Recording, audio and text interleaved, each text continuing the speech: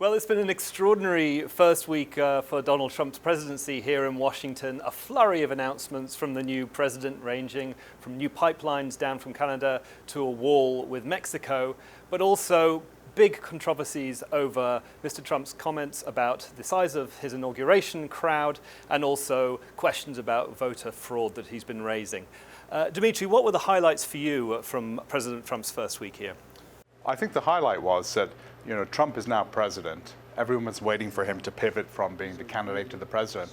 And yet he spent most of the week talking about the media inaccurately reporting the size of the crowd at his inauguration, when it was clear to everyone that Barack Obama had a much bigger crowd.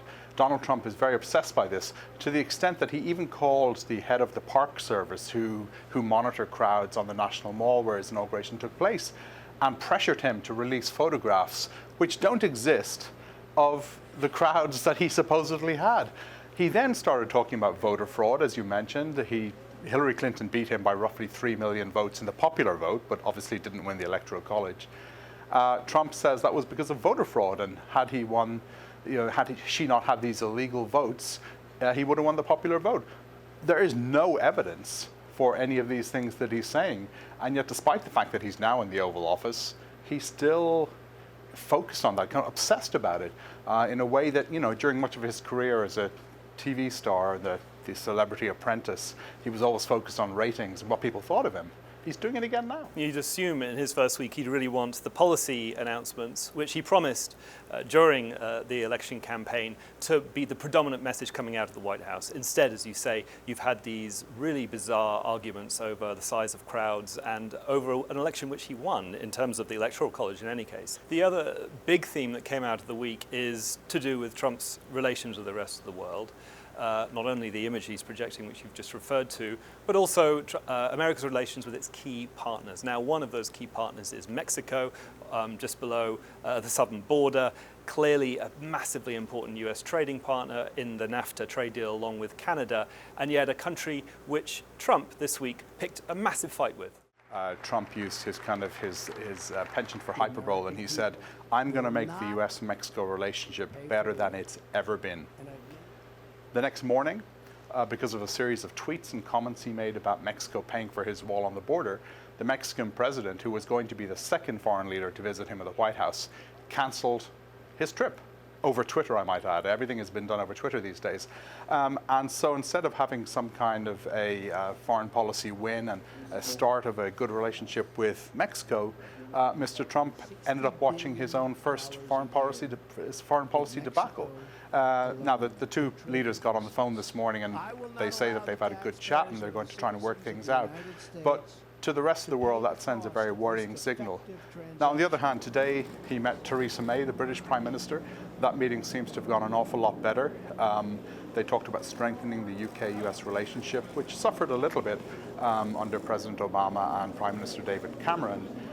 They had a press conference much shorter than the previous press conferences we're used to. Donald Trump seemed to be a little bit hesitant at points, and Theresa May had to rescue him on a couple of occasions.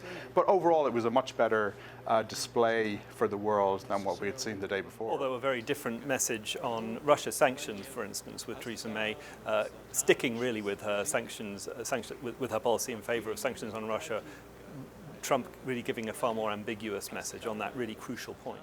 Well, so Theresa May came here, and she's trying to bring Trump back to the kind of the Western orthodox foreign policy view.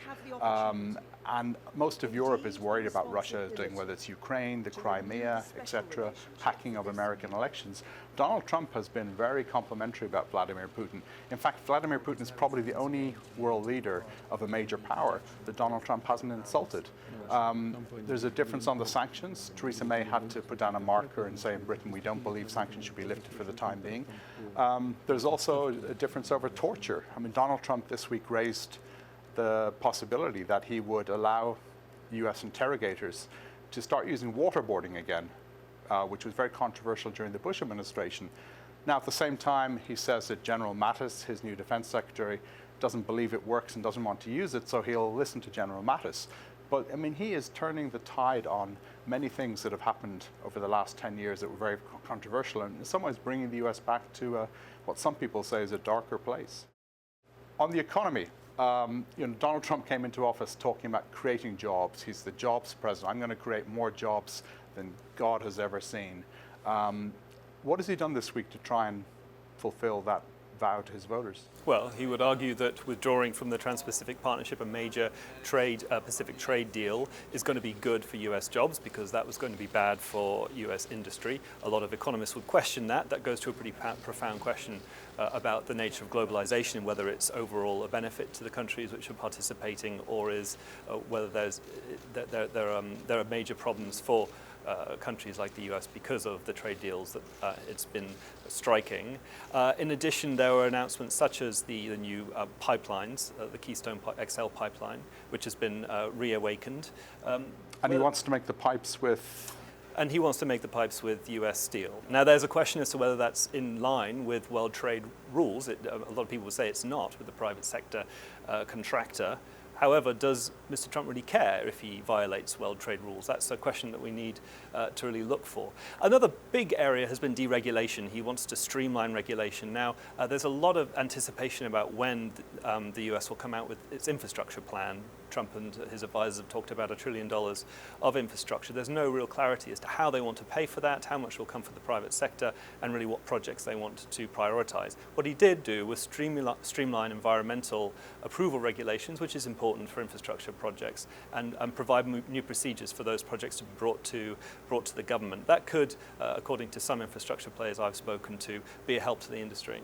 Now, I've been talking to some people on Capitol Hill, some Republicans who are fiscal conservatives, who, while they applaud Trump in some ways and they like some of the things he's going to do, they're worried that he's going to spend more money than they want him to spend and that he doesn't have a plan to be fiscally conservative or prudent. How do you see that debate unfolding? This is a major looming battle within the GOP, within the Republican Party right now, I think. And I think the fiscal conservatives are clearly very alarmed. They're talking about the need to balance the budget in 10 years. They don't want to do that by raising taxes. That's anathema, raising taxes to fiscal conservatives in the Republican Party.